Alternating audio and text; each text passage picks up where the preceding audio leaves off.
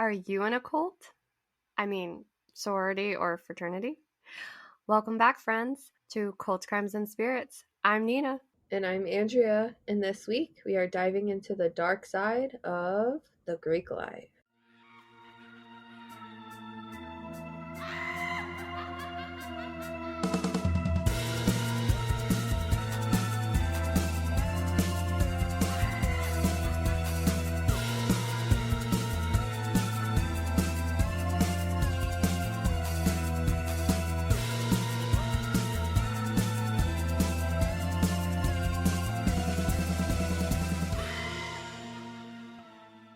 Yeah, so Andrea's going to see Post Malone tomorrow for the first time. It's gonna be crazy. I feel like it's just gonna be one giant party. My friend said at the show that he went to, Post Malone was wearing booty shorts and twerking on stage, and I was like, what? Booty jorts. They're jean shorts. They're jeans cut into shorts. They're jorts. Booty jorts. Nice. You've got to film it because I need to see this. I'll try to film it, but I want to be in the moment. I've heard from people that didn't even know who he was or wasn't really that big of a fan, and they're like, he puts on one of the best shows ever. Like, he is a great live performer. And I'm like, oh my god, I have no idea what I'm in for. I think it'd be a good show. Come home tired. I'm gonna go to work tomorrow and be like, I can't talk. Your voice is gonna be going. And I'll be like, I'm so tired. Starbucks. I can still say Starbucks. Starbucks. Yeah, just get me something with espresso, please. It is officially now August. What? Yeah, that's hard to believe. That's insane. How? Crazy. Kids are back in school. Yeah. Most people are going back to school in August, except for those people who go to school year round, and for that, I'm sorry. Yeah. I would not want to go to school year round. Give me my summers. Yeah. The summers was the best time. But Anywho's, most people are going back to school in August, and so we decided that this month, every episode each week is going to have something to do with a school. Yep. And today's episode is the dark side of Greek life, because... why not? Yeah, exactly. Yeah, we got a lot of cool things in store for y'all, and I guess you can consider us as y'all's teachers this month. Classes in session, bitches. Get ready. Strap into your desks. So what was your favorite part about going back to school, and what did you hate? I don't think I had a fucking favorite part, but if I had to choose, it would be certain classes. Like high school, I took graphic arts every year. Every semester I took that class. So I guess I'd be like, oh, I can't wait to go to that class. It was my favorite one. Or when I took the cooking class, that was one of my favorite teachers. So having cool teachers and looking forward to going back and seeing them if you're taking their class again. What I hated, waking up early, homework, test. Oh, yeah. What about you? What was your favorite part? Probably a lot of the same things you said. Friends. Seeing your friends and your teachers that you liked.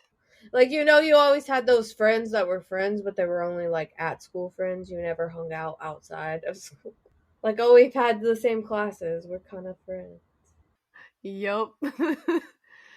I took art every year, and my art teacher, Mrs. Hicks, I remember you talking about her. She was everybody's favorite teacher.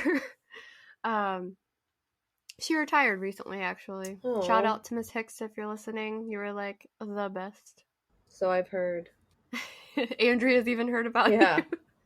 And I didn't even go to that school. Because she not only taught me, she taught your mom, my mom, Chad and Brad, our uncles. So the whole fam, man. She taught, the whole fam. Probably Dakota. But definitely Dakota. So even her. Going down, year. Younger. Even Casey. What did you hate? But my favorite. Oh, you have a favorite part. My favorite part was going back to school shopping, because every year I got to go to Hot Topic. Nice. Because our nearest our nearest hot topic Heart topic. was our topic. Our nearest hot topic was like an hour and a half away. So it was Yeah, like it's a far as whole fuck. It's a whole day. yeah, it was a whole day trip just to go to Hot Because you Topic, and I'd usually get to go to pick other out like stores and then you go eat and then you come home and it's like, all right, time to go to bed. yep. And I always got to pick out like a couple of outfits, and because my birthday was also like in September, so I would get to pick out something for like back to school and my birthday while we were there, because like it wasn't like we could go Any day. every Yeah. weekend, you know. It was an hour and a half away. But yeah, that was probably my favorite part. But my least favorite part was all of it. Like, I just hated Yeah. school. The bullies, the test, the everything. Getting up I don't early. even want Yeah, to everything. try to hash up all the things I've buried from school, like deep down. Yeah. I'm so glad to be done with school. I did like college Me too. better. I thought about that today and I was like, oh my god, we've been out of high school for like 13, 14 years. Yeah, it's depressing. The same amount of time it takes someone to start from kindergarten and graduate. Oh, damn. When you put it that way, that really makes me feel Because you bad. think about it, 13 years, Yeah. 12 years plus Yeah. kindergarten, 13. Mm-hmm. It's weird. Damn. So we could have gone through school like twice now Mm-hmm. because we're that old.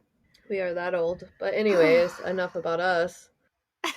Yeah, so a lot of college students are excited about joining fraternities and sororities. But we're going to be discussing today why that might not be such a good idea. Yeah, all you frat boys and frat sisters, there's a dark side to the Greek life and similarities that mirror a cult, some may say. Yep. Also, disclaimer, not all Greek life is bad. Like, before people show up and they're like in the comments hating on us, like, oh, you're dissing Greek life. No, like, Greek life actually does a lot of good. They raise thousands of dollars for charity each year. They're really big into like philanthropy work. They give back to the communities and surrounding areas at their schools and universities. So it's not bad. A lot of people that join end up finding lifelong friendships, and it even helps people get jobs after they graduate. So it's not all bad, but there is a dark side. So, disclaimer, just throwing that out there. We're not dissing all Greek life. We're just talking about the dark side of it because that's the nature of our podcast. But first, we will start with the history of Greek life in America, going all the way back to 1750. Damn, is that when the Mayflower came? No, I think it was in the 16 somethings, but close enough.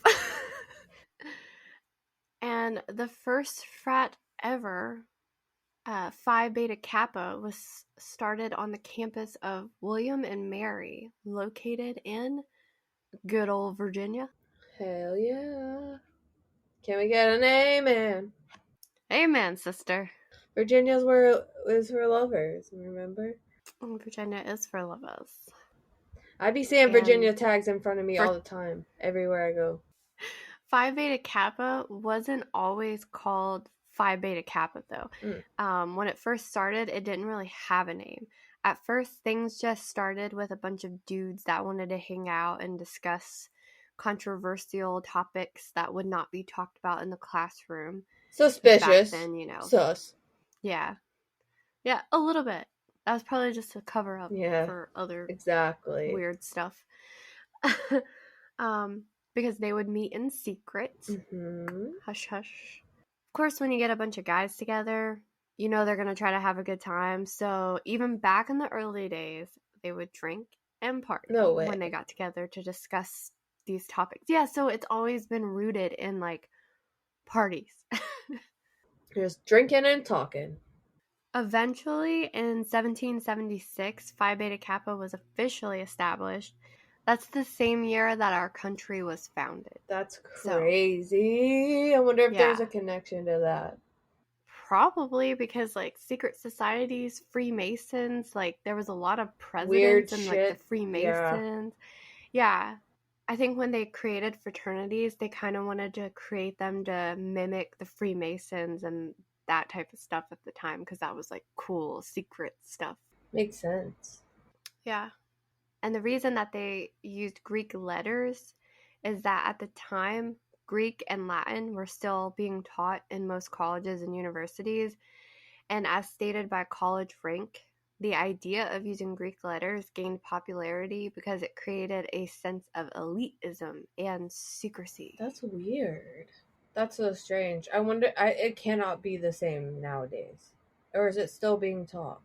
No, it's not really Greek and Latin.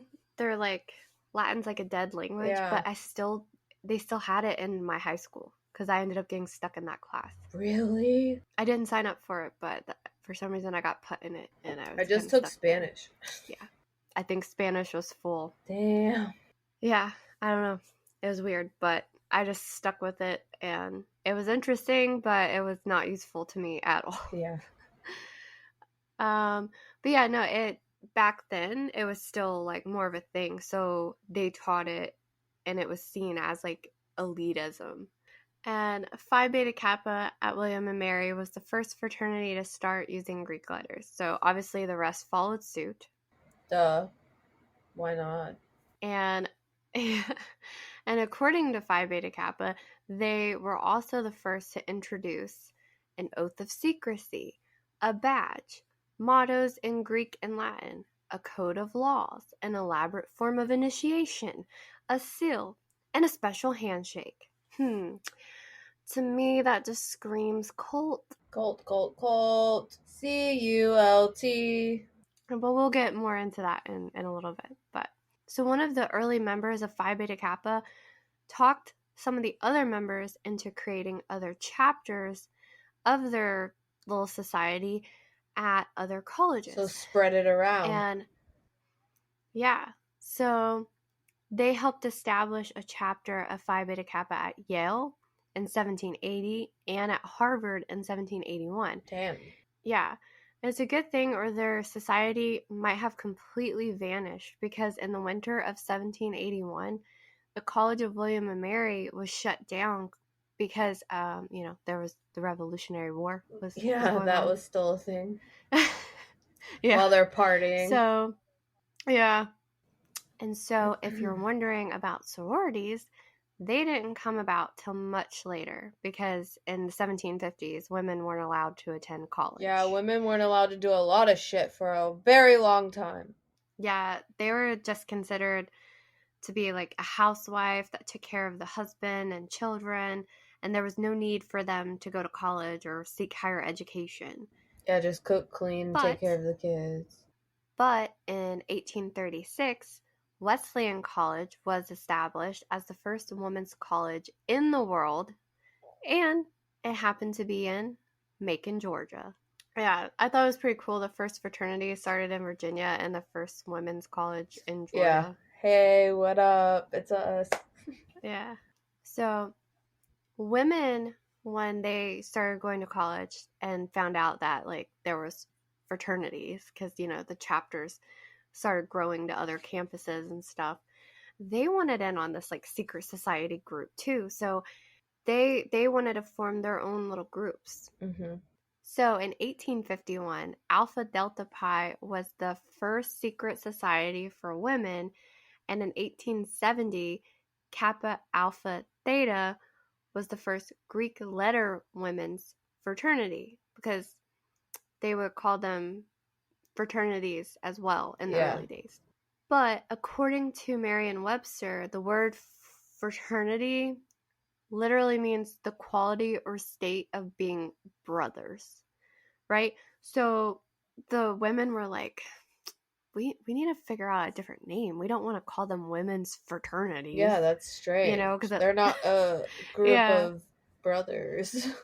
Naturally, they decided we need to change the name to something else. So in 1882, a Syracuse University professor coined the term sorority, and Gamma Phi Beta became known as the first to officially be called a sorority. And sorrow, or whatever the base of sorority, it means sister in Latin.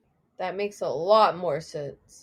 Makes a lot more sense. And then, but again, they're taking something from like Latin, Greek stuff. So it's Pretty occulty. Eventually, fraternities dropped the whole like secrecy. I mean, obviously, we all know they exist, Yeah, at this but point. the inner workings of most sororities and fraternities are still only known to the members. So we know they exist on the outside, but we don't know what the heck goes on the inside Yeah, because we're not unless you're there. in. Yeah. Yeah, and getting into Greek life, getting into a sorority or fraternity is a process. So how do you do it? Also, I could be wrong, but this is what I remember. But I never like had a desire to join a sorority or anything like that. Okay, so first you rush, hence the term rush week. So this is when sororities and fraternities try to grab the attention of like new incoming freshmen, and they try to get them interested in joining their sorority or fraternity. Mm-hmm.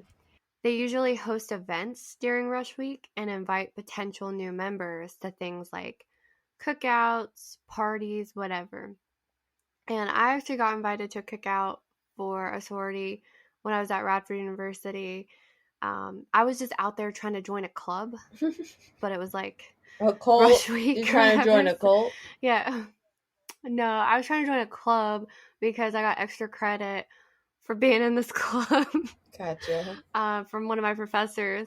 Yeah, so I was like trying to find the booth for that to sign up for. Like I had no interest in signing up for Greek life, but they had all their like little booths set up too, and yeah, I was just like, I might come to the cookout, but I was like, I'm not going. Yeah. No. But if you do have like an interest in joining Greek life, you should make sure that when you go to those, you definitely need to go to those events. And when you go, you need to make sure that they notice you. Why? Yeah, you want to make sure they notice you because later on, which I'll talk about here in a second, the bidding process, you want them to remember you so that you get a bid. Okay. But you don't want to make it so obvious That you're like annoying. that like you want, yeah, you don't want to be annoying. Like you don't want to be like, oh, I really want to join your group, like, because then you want to play it cool, like you're dating someone new and you really like them, but you don't want them to know how much you But like you them. want them to know that you do like them. Yeah, Yeah. but like But not, not but not in a, crazy. Yeah. don't be weird. Exactly. Because when you move on to the next step, which is something referred to as like bidding, you have to sign up through your school or university. And I don't know, every university is probably different, but let's say you pick like 3 or 4 sororities or fraternities that you're interested in joining. Like you sign up and like you put down like which ones you're interested in. Mm-hmm. And then you like wait to hear back from them. And if you hear back from them, that means that you got in. So then that means you move on to the pledging process. And this process can be a few weeks long, and it's when you learn all about the inner workings of the sorority or frat that you're planning on pledging to. And during the pledging process is also when most hazing happens. Sure, we've all heard about that. Yeah, we have. People have died. Exactly. During pledging, you're usually asked to do certain things to prove you are loyal and worthy of being part of this elite organization. Oh my And goodness. so hazing seems to happen more in frats, but it happens in sororities too, for sure. Yeah. But I think frats are a little bit Worse. more Harsh. intense. Yeah. It can sometimes, like you said, be tragic, like in the February 2017 death of Timothy Piazza, a 19-year-old sophomore who was attending Penn State University, and he was in the process of pledging Beta Theta Pi. He was at their frat house participating in some kind of drinking hazing ritual referred to as the gauntlet. Oh god. And yeah, later that night, while very, very intoxicated, Piazza fell down the basement stairs like head first. Oh no. And he was like knocked unconscious. So the frat house was equipped with security cameras, right? Mm-hmm. And the the guys in the fraternity, they did most of the hazing, making them drink and everything in the basement. And that's also where Timothy Piazza fell initially. And they they deleted the footage from the security cameras, That's right? ridiculous. But joke's on them because the FBI recovered that Oh shit. shit. Leave it to the good old Yeah. FBI. Yeah. Like we said, Timothy fell, and like his frat brothers carried him back up the stairs, and he was like unconscious at this point. And they like slapped him, Oh threw my water on him, god. trying to like wake him up. Yeah. Like I don't think they initially realized how bad it was, Yeah. the fall. But then when he wouldn't wake up, they started to kind of like piece it together, and you can see like on the security camera, they like one guy, I think he tells them like, we need to take him to the hospital, and then the other ones are like, no, we got it under control, like you don't know what you're talking about, like we're Yeah, not they're taking arguing him to the over hospital. should we not, good guy, bad guy, he's okay, he's not okay.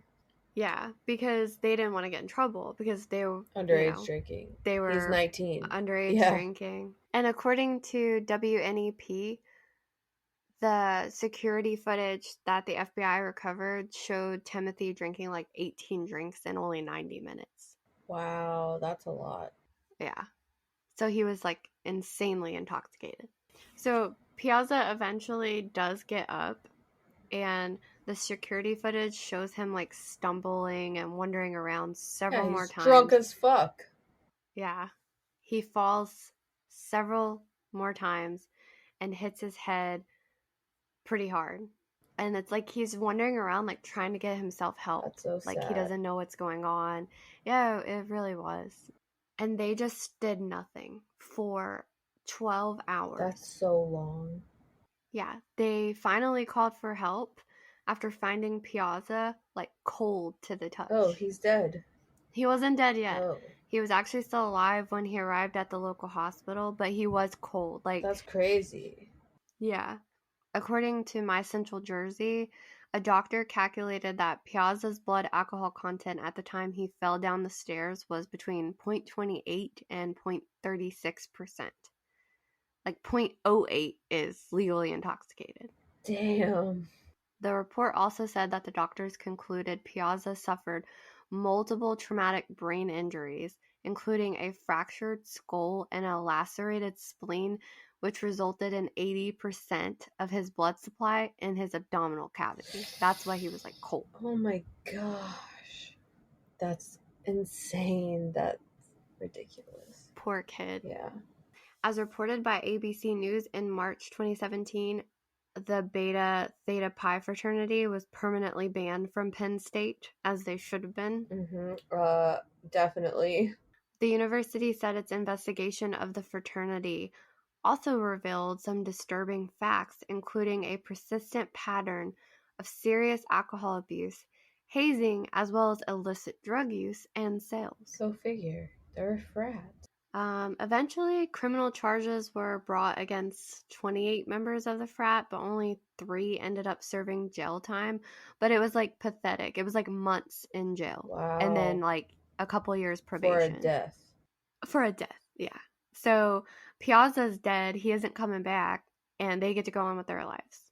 It's crazy to me, too, that only 3 got it out of 28.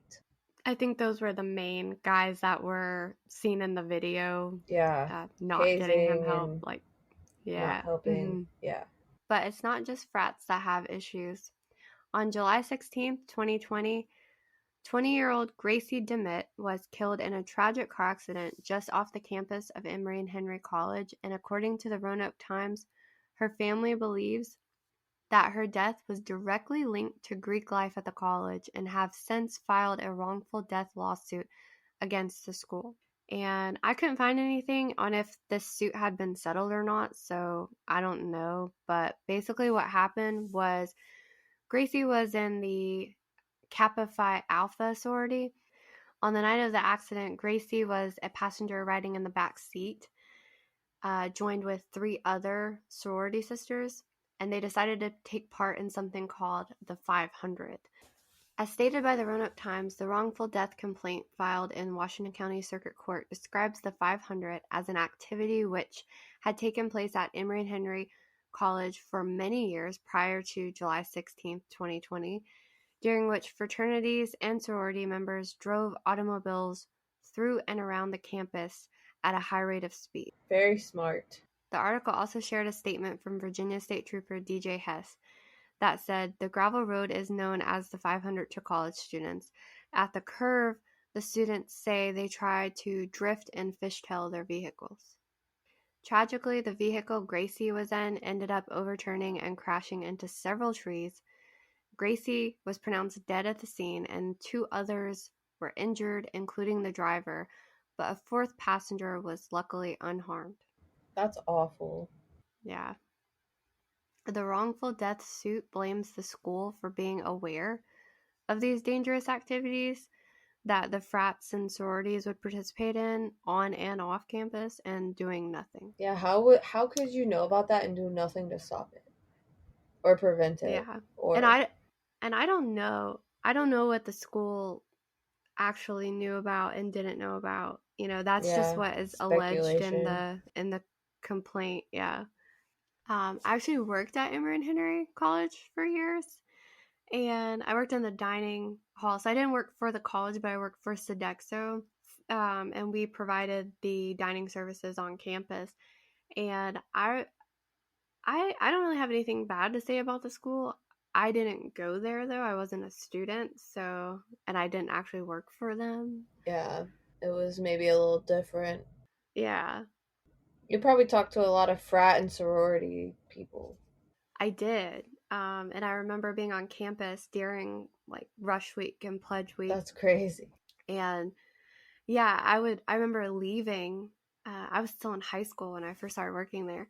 And I remember leaving at like 8:30, 9 o'clock at night when I would get off work, and I would hear chanting and I would look out and see the different like sororities or fraternities like on the football field chanting, marching, doing kind of like weird stuff.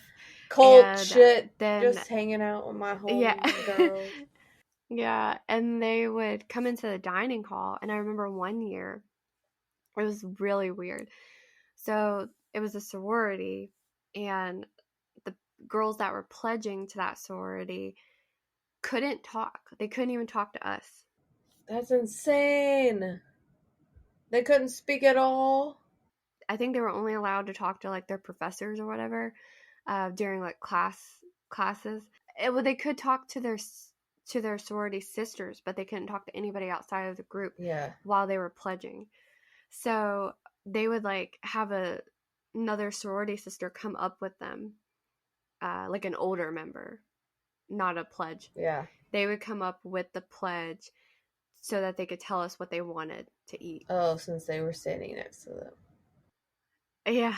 So it was like really weird. And then they would all like sit together. They would have like assigned tables. What the And they would fuck? all sit with their little groups. Yeah, it was crazy. And they would like some of them they would make them like get up during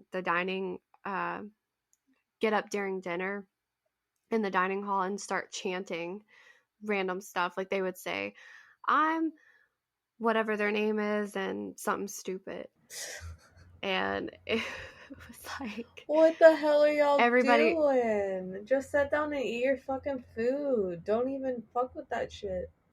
and it was like every few minutes this would happen. Like someone else would pop up and say something. And so like we were trying to get people's orders, and like and when someone would do it, everybody would stop and look and listen. I bet.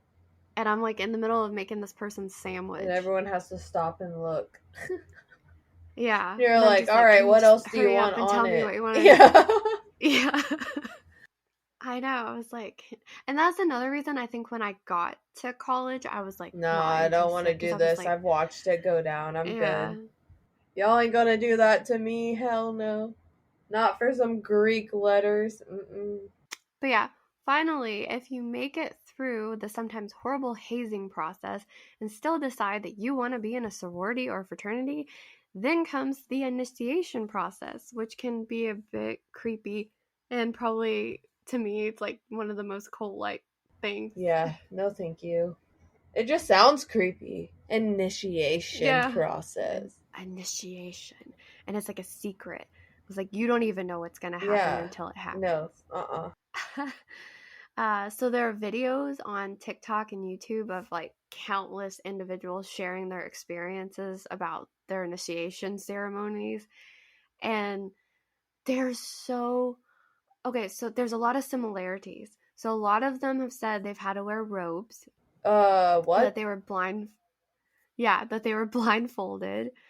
They were in like a dark room surrounded by candles, and they had to chant something in like I guess Latin. Illuminati, is that And you? well, I mean, it kind of sounds like they're trying to summon a demon or something, you know? Like Yeah, it does. I'm not going to say something in Latin and I don't even know what it means. Like Exactly. You had me you at could be blindfold. inviting something in. Like I will wear the robe to test it out. Like, is this comfortable? Could I lounge in it? But blindfold, But not no. the blindfold. Candles, yeah, if they smell good. If not, no. They're Bath and Body Works Like, I'm candles. not here to summon anything. I use candles for good work, not black magic. So, blindfold, hell no. Latin, nope. I just feel like you're asking to invite something in at that They point. probably were and they didn't even know. Yeah. They're like, oh, let's do this for fun. See if they do it. They did it. Oh my Yeah. god, there's a demon. The sad part is it was probably made up like when these sororities and fraternities first started, and whoever started it is probably like, I'm going to get them to say this. Mm-hmm. And then Pass down, everybody's pass screwed down. because, yeah, because they're just going to keep constantly summoning something. Like they put that shit in place, and then everybody else like now doesn't know what the fuck anything means in Latin. Yeah, So exactly. They don't teach it like they used to. like I took a semester of it and I don't remember a word. Shit, they Like don't there's even. not one word. Dude, when I was in school, they were like, alright, you gotta learn cursive. And I was like, okay, I suck at it, but I'll Yeah. practice. I'll practice real hard. And then I started to get it down, and they were like, just kidding, everything is typed now. We're typing everything. Yeah, they move. That's what they did to us too. Like in elementary school, we were drilled to learn Mm cursive, hmm. Mm hmm. and then we get to middle school, everything's on computers. Exactly. So all So, of that was for nothing. And I can only I imagine can't even. Latin. The only thing I remember from Latin was Roman numerals. We had to learn them, and we had to like add them and subtract them, and like I still remember how to do that, but That's wild. I don't know any words. Yeah. Yeah. But I mean, it's not useful to me. Yeah. Anyway, unless you do something to get kicked out once you pledge and go through your initiation ceremony, you are in a sorority or fraternity for life. You and that bitch So for here, life. so now we're going to get into how Greek life mirrors cults. And that's a big part of it, being in it for life. Cults usually prey on those at a crossroads or those who need something to belong to. They need A meaning in sense their of life. identity. Exactly. And going off to college for the first time, you're Yeah, away from your family. you're alone. Out of your comfort zone. Yeah. You can do whatever you want. You're like, oh, all these people want to Yeah. be my friends? Let's go. I'll do whatever I want. I can. Exactly. So they lure you in with the promise of brotherhood or sisterhood and like the sense of community. And it's a like friendship for life. Yeah, We very have your back. culty. Definitely sounds like a cult. And if you leave a sorority or fraternity, like you decide you want to leave, like sometimes, and I'm not saying this about all Greek life because I'm sure not all of it is like this, but a lot of the times, and this is just going on accounts that I've seen on like YouTube and TikTok, when people leave, they like get ostracized. Like no one wants to talk to them, no one associates with them. And Wow. That's fucked up. that sounds like a cult. When you leave a cult, Mm-hmm. everybody like forgets you exist. They basically. shun you. And basically, Greek life puts on a pretty face to get you interested. They get you in there, and then they humiliate you and make you feel like you're not good enough. The hazing, Yeah, that all part. that, which is exactly what a cult does. They lure you in with like all this good stuff, but then it ends up being like bad, and they beat you down so that you stay. Yeah, you have only that to hold on to. And sororities and fraternities have their own rules, chants, songs, initiation processes. Um, they even try to control like what you Oh, wear hell sometimes. no. I saw a lot of people say that their sorority or fraternity told them like they could only wear certain outfits, like it had to be, and a lot of them were like expensive outfits too. Are they buying? Like, no, you have to buy it, Yeah. and if you don't, then that's not going to be cool with them. So I've heard, so if you don't know, you have to pay to be in these groups too. You have to pay something called like dues. What? Yeah, you have to pay dues to be in a sorority or This fraternity. sounds all And if you, bullshit. All of this. Like, yeah, and a lot of cults, you have to turn over all your money, to yeah. the cult leader or whatever for the good of the community. So, yeah, you have to pay dues to be in Greek life. If you can't afford to pay your dues or buy certain things, or you don't come for money and you have to work and you can't attend all of their meetings and social events and things like that, then they're not really going to be cool with you. They're going to be talking shit about you behind your back.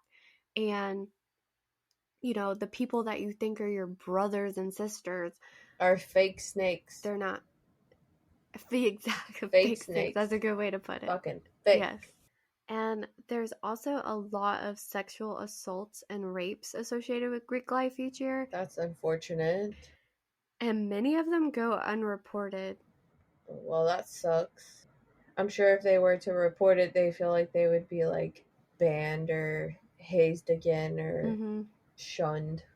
And that's a thing, like a cult, Yeah, you can't speak like out. you feel like, yeah, you can't say anything or you're gonna be like shunned, or you don't want to bring this unwanted attention to the group. Exactly.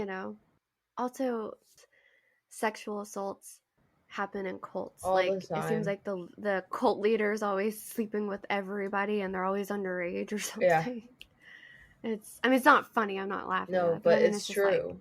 It's sad. it's like, But damn, yeah. So yeah, it's kind of a shorter episode maybe than what we yeah, normally we're do, just but kicking it off. moral, Wait for the other episodes. They'll be juicy.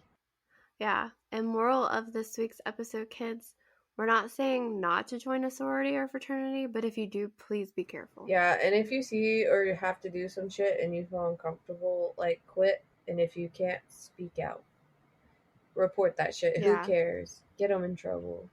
Also, don't summon demons. Please, no. God, please, no. Next week, we're actually going to be mentoring Emory and Henry College again. Oh shit. Yeah, because we're talking about haunted schools next week. And Emory and Henry College is also haunted. Next Yeah, week's I'm episode. excited about that Me one. too. I can't wait. We did the damn thing. Stay spooky. Stay spooky. And also next week, we'll get to hear about Andrea's Post Post Malone Malone show. experience. Yeah, see how that went. I'm sure So it'll stay be tuned for that. very fun. All right. All right. Peace. Peace.